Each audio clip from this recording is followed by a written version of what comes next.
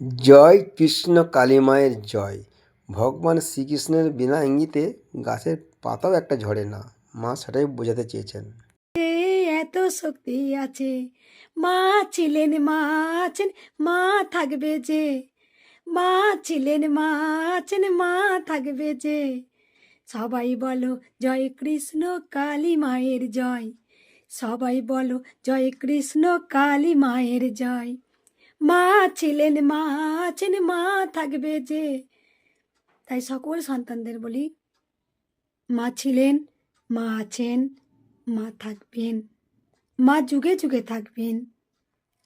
সব সময় সকল সন্তানদের বলবো, তীর ছোড়ার আগে তাকে একটা টান দিতে হয়, তবেই কিন্তু তীরটা সঠিক জায়গাতে পৌঁছে যায়।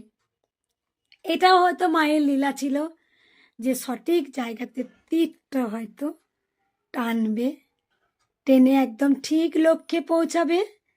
তাই এটাও হয়তো মা চেয়েছিলেন।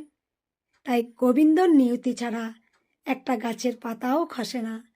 গোবিন্দ ছাড়া আমরা অচল। তাই গোবিন্দ যা করবেন ভালোর জন্যে করবেন।